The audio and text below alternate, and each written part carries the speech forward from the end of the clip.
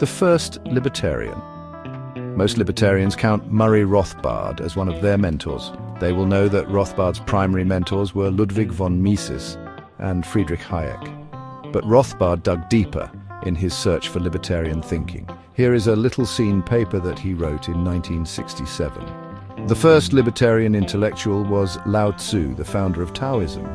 Little is known about his life, but apparently he was a personal acquaintance of Confucius in the late 6th century BC, and like the latter, came from the state of Sung and was descended from the lower aristocracy of the Yin dynasty. Unlike the notable apologist for the rule of philosopher bureaucrats, however, Lao-tzu developed a radical libertarian creed. For Lao-tzu, the individual and his happiness was the key unit and goal of society.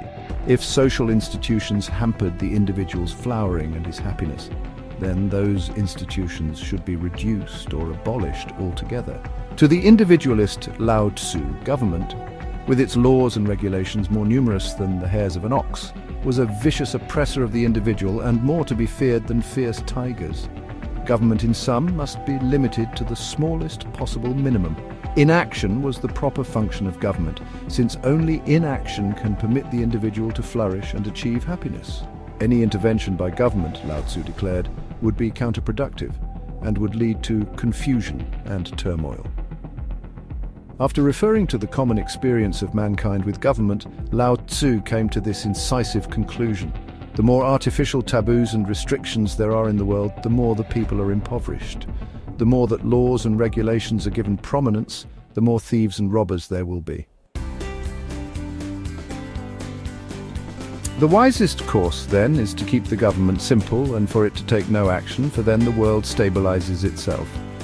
As Lao-tzu put it, therefore the sage says, I take no action yet, the people transform themselves. I favor quiescence and the people right themselves. I take no action and the people enrich themselves.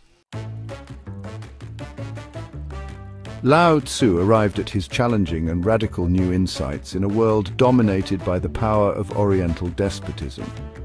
What strategy to pursue for social change? It surely was unthinkable for Lao-tzu, with no available historical or contemporary example of libertarian social change, to set forth any optimistic strategy, let alone contemplate forming a mass movement to overthrow the state. And so Lao-tzu took the only strategic way out that seemed open to him, counseling the familiar Taoist path of withdrawal from society and the world, of retreat and inner contemplation.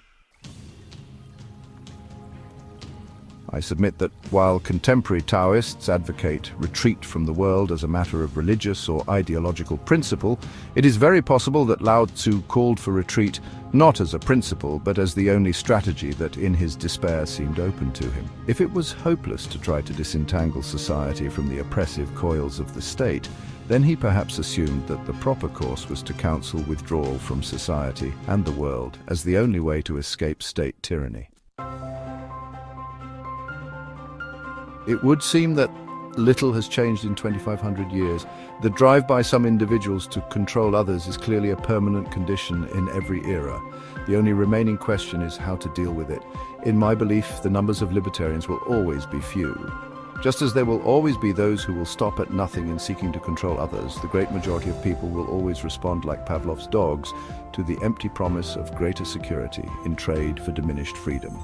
Even a country that begins with a people determined to control their own lives and create their own destiny will, over generations, succumb to the empty promises. The deterioration may take 100 years, 200 years, or even longer, but historically every culture eventually gives way, bit by bit, to the empty promises and becomes completely dominated. In the end, each country collapses in economic ruin, the people having lost the desire to produce as the leaders have bled them dry. But there is one saving grace to this historical pattern. After a collapse, it all has to start over. Parasitic leaders become anathema. The country begins anew.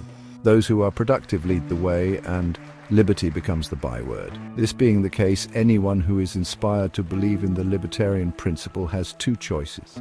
If he lives in a country that is in the final, most oppressive stages, he can either remain there swimming against an overwhelming tide, or he can vote with his feet. He can seek out other locations, those that are in the early stages of development, where the residents think, as he does, where he is not a threat to the system, but by being a libertarian is actually swimming with the tide.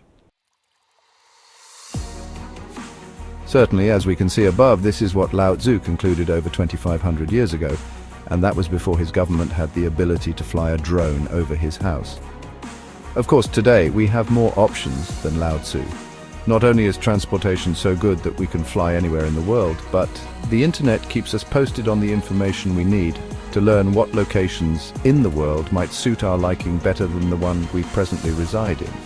There are unquestionably those out there who prefer to be trolls, to accept an Orwellian existence. For those who do not, those of a more libertarian bent, the good news is that there are choices, many of them, a better life elsewhere. Here are a few closing comments from Lao-tzu that I'm fond of, taken from his Tao Te Ching. They further exemplify the fact that the problem of the libertarian is perennial. All that remains is whether we have the wisdom to effect the solution, to seek out those locations in the world that offer a better alternative.